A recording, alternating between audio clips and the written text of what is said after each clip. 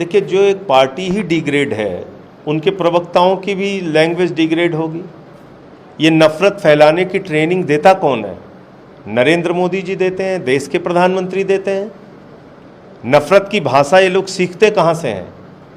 प्रधानमंत्री से सीखते हैं, भारतीय जनता पार्टी से सीखते हैं। गलती करे भारतीय जनता पार्टी, माफी मांगे भारत, ये तो नहीं हो सकता।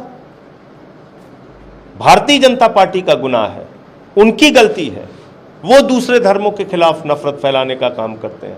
पूरे दुनिया में नरेंद्र मोदी जी ने भारत की इंटरनेशनल बेइज्जती कराई है। हमारे राजदूतों को बुला के अपमानित किया जा रहा है, कहा जा रहा है माफी मांगो माफी मांगो। किसकी वजह से? भारतीय जनता पार्टी की वजह से, नरेंद्र मोदी जी की वजह से। तो पूरे दुनिया में आज भारतवर्ष का सर अगर झुका है तो नरेंद्र मोदी जी की वजह से झुका है। आज 75 वर्षों की आज़ादी में जितना अपमानित मोदी जी ने भारत को किया, इतना किसी देश के प्रधानमंत्री ने नहीं किया।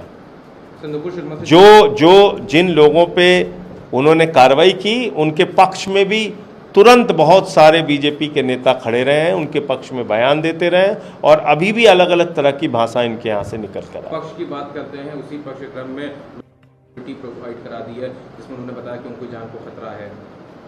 मैं तो एक बात ये कहना चाहता हूँ कि आप लोग ऐसी भाषा बोलते क्यों हैं जो समाज में विघटन डालने का काम करे, जो दूसरे धर्मों का अपमान करे। अब मोदी जी कह रहे हैं ये फ्रिंज एलिमेंट है, तो इन फ्रिंज एलिमेंट को पाल के किसने रखा है? नेशनल टीवी चैनल्स पे जाते कैसे हैं ये लोग?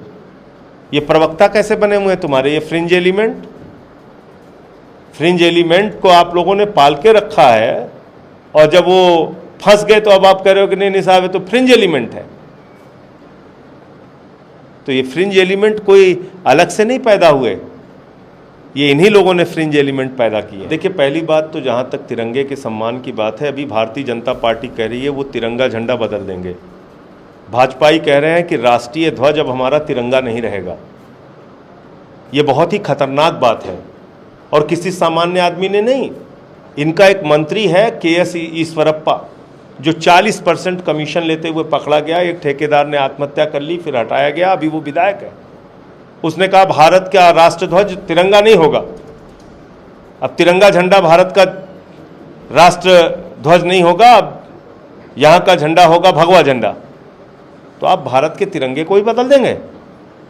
130 करोड़ हिंदुस्तानियों की पहचान को बदल देंगे आप?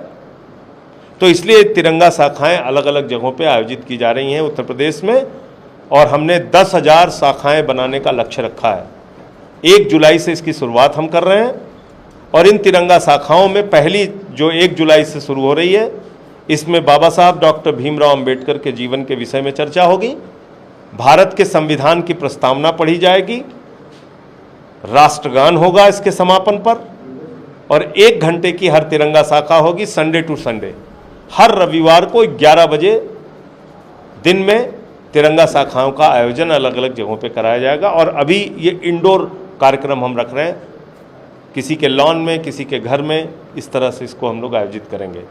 अरविंद केजरीवाल जी ने कहा है, बिल्कुल सच है, ये एक सच्चे देशभक्तों की टोली है आम आदमी पार्टी, और इसमें हम लोग इस राष्ट्र के लिए, इस देशभक्ति के लिए अपना सब कुछ न्यौछावर करने के लिए तैयार हैं।